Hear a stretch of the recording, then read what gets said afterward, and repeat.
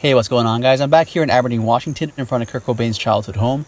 Now, last time I was here, I did show you guys this house, but what I didn't show you is just how close it is to the famous bridge right down the road. It's literally just a couple of minutes walking distance from Kurt's house over to the Yonge Street Bridge and back. And so I want to show you guys a first-person perspective of what Kurt saw walking from his house over to the bridge and back. Who knows how many times Kurt himself took this exact walk over to the bridge. Before I go any further, I just want to mention that if you like Nirvana and you're new to my channel, make sure to subscribe because there's a lot of Nirvana related videos on my channel, including interviews I've done with Steve Albini, Jack Endino, and many more. Everything on this channel is completely self-funded and self-produced, so if you want to support, the best way is honestly just to subscribe. The last time I was here in Aberdeen, I did spend some time underneath the bridge and got to take in some of the graffiti fans from all over the world had left behind. This time, however, believe it or not, there actually was a homeless person sleeping underneath the bridge, so I didn't spend much time there on this occasion. For all the debate as to whether or not it was actually possible for Kurt to sleep underneath the bridge, I can say firsthand that it actually is possible for someone to sleep there. I've seen it myself. With that said,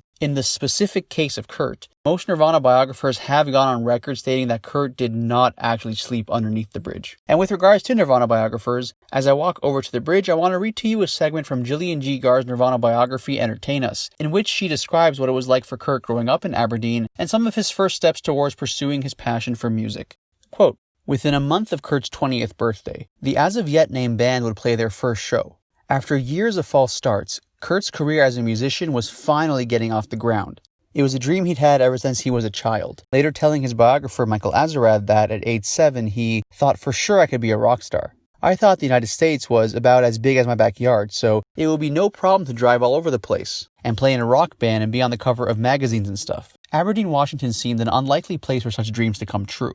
It had been founded in 1884 when logging was the predominant industry there and in the adjacent towns of Hoquiam and Cosmopolis, all of which were nestled around a series of rivers that fed into Gray's Harbor. Aberdeen's population peaked in 1930 at just below 22,000, but the Great Depression hit the area hard, and the number of residents dropped steadily over the subsequent decades. Aberdeen still had a population of 19,000 when Cobain was born there on February 20th, 1967, but the timber industry was falling into decline, and the town's boom days were long since over. About a half-hour's drive from the Pacific coast, and about 100 miles from the nearest largest city, Seattle, also the largest city in Washington state, life in Aberdeen, a town just 3 miles long and 4 miles wide, was isolated. It's just a little bit behind the times, says Jeff Burlingame, who grew up in Aberdeen and was later a journalist for a local newspaper, The Daily World. It was a small-town life, pretty much. There were a few things you could do. You could be real athletic, you could be creative and be shunned, or you could be into music and be shunned. It was a slower-paced life, and there just wasn't as much culture. Kurt was one of those guys that was looking for culture, and it just wasn't there.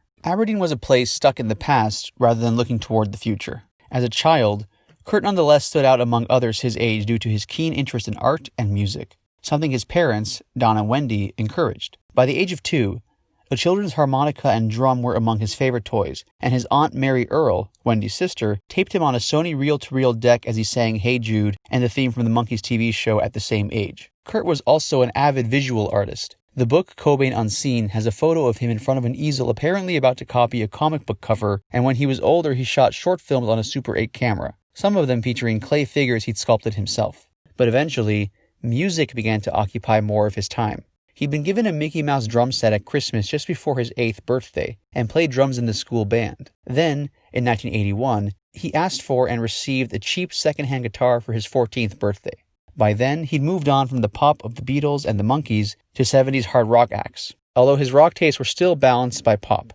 He also became a fan of new wave after seeing the B-52s on Saturday Night Live, and Devo would become another favorite. When he finally acquired a guitar, Kurt briefly took lessons from Warren Mason, who worked at Rosevars Music Center in Aberdeen. Mason also upgraded his instrument, getting him an Ibanez. His main goal was to learn Stairway to Heaven, Mason later recalled. Among the other songs Kurt learned to play were AC/DC's Back in Black, Queen's Another One Bites the Dust, and The Cars' My Best Friend's Girl, which Nirvana would play at their very last show on March 1st, 1994 in Munich, all indicative of his listening taste at the time. The lessons quickly fueled his own burgeoning musical creativity. Realizing that with power chords you could play just about anything, he soon began writing his own songs. I didn't think it was important to learn other songs, he said, because I just knew I wanted to start a band. Music also provided an escape from a troubled home life. Kurt's parents had divorced when he was 9 years old. For a time, he lived with his mother and sister in Aberdeen, then moved in with his father, who'd moved to the town of Montesano, 11 miles east. But as each parent took up with a new partner, and Kurt reached his teens, he became withdrawn and argumentative, eventually leaving each household and being passed around among other relatives in the area. By the end of his high school years, he moved on to staying with friends or wherever else he could. His musical tastes were also beginning to veer towards punk rock. Kurt had become intrigued by punk after reading about the Sex Pistols' shambolic 1978 American tour in Cream magazine, later telling writer John Savage he'd fantasize about how amazing it would be to hear their music and be a part of it. As it happened, New York punkers the Ramones had actually played in Aberdeen on May 3, 1977 at the Rocker Tavern, a bar that hosted local acts and the touring bands that occasionally dropped in between dates in Seattle and Portland, Oregon, the next largest city to the south. Owning a live music liquor venue in a town like Aberdeen is always an adventure, the club's owner Stan Foreman later noted. It appealed to a crowd that worked hard in the mills and timber industry and played hard on the weekends. The Ramones were an unusual choice for a venue more likely to feature mainstream touring acts like Foghat or the Guess Who. I heard the Ramones were coming, and I think there was me and one other guy in high school who even knew who they were, says Kurt Vanderhoof, then an aspiring guitarist. It was a prevalent attitude in the region, and aside from that one occasion, no other punk rock groups made it to Aberdeen. So Kurt was left to play what he imagined punk might sound like, telling Azarad his early songwriting efforts were 3 chords and a lot of screaming. Like Led Zeppelin, but it was raunchy, and I was trying to make it as aggressive and mean as I could. It was a deprivation that actually worked to Kurt's advantage, forcing him to develop his own creativity instead of simply absorbing outside influences. By the end of 1982, Kurt had made enough progress with his songwriting that he wanted to take the next step and make a recording. During Christmas break that year, he made his first known home demos at his Aunt Mary's Seattle home. Mary had begun playing guitar at age 11 and made her first public appearances at local venues where her brother Chuck's band, the Beachcombers, was playing. She later formed a 4-piece band that would play in Elks and Moose lodges, as well as hotel lounges in the region. She married and moved to the Seattle area in 1979, and for a time continued performing as a solo artist.